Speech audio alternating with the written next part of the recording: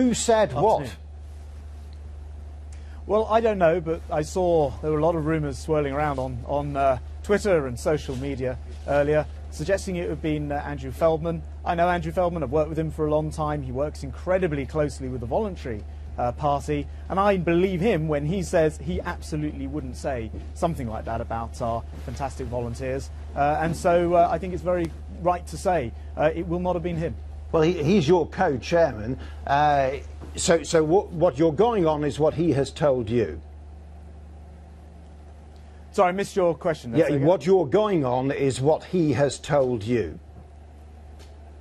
Well, all I'm saying is, a strange story, you don't get to see any names named, but we've seen how these rumours fly around the internet in the past, and that was certainly happening this morning. We saw that with Andrew Mitchell, with Lord McAlpine, and actually with a little bit more time it turned out that neither were true. And I just say that, you know, he has been very clear. I know Andrew, he's a very decent guy.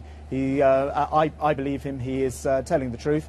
And that, for me, is that. He's also a very popular figure, by the way, in the voluntary party. All our volunteers up and down the country have worked with him over a long period of time. Nobody has done more to bring, for example, open up our party conference to the volunteers. And I think he is recognised very broadly by the party as doing a good job, by the volunteers, many of whom are putting out statements to say they don't believe a word of it either.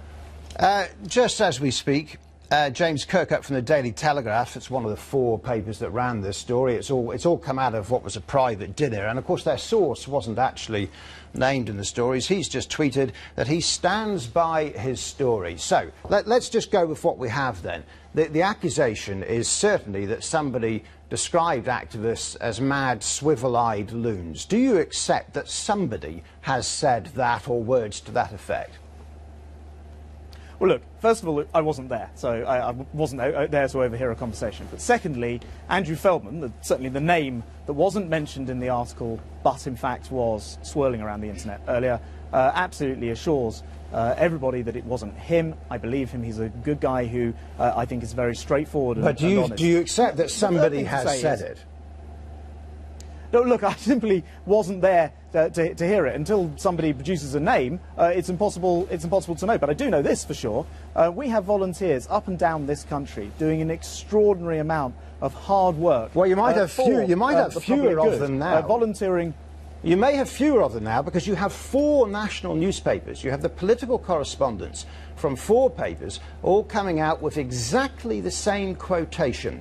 Now, let's just put aside for a moment who actually said the words. It does look pretty likely that somebody high up in the party has said this. Do you accept that? Well, I absolutely don't accept the sentiments of it, and until somebody gives us a name, I can't accept the story either. Because I mean, just to be absolutely clear, we have brilliant volunteers in this party. They go around giving of their own time with absolutely no pay or reward other than a patriotic duty, if you like, making this country a better place to live on. It's proper public spirited stuff. And we're really appreciative, and that's just not me saying it as chairman of the Conservative Party. I know Andrew Feldman would say the same thing, because I've heard him say it very many times. And actually the Prime Minister spends huge amounts of time with the volunteers up and down this country, thanking them and appreciating the work that they do. So let's not have any mistake at all. I don't know how the story has got out there, but let's not make any mistake at all. Everyone is incredibly appreciative of the enormous, unbelievable work that's done by our volunteers. I've given you the time to say that several times now. It is pretty clear, actually, how the story has come out. It's come out through a private dinner with these lobby correspondents. Did Andrew Feldman have dinner with these journalists in the last week?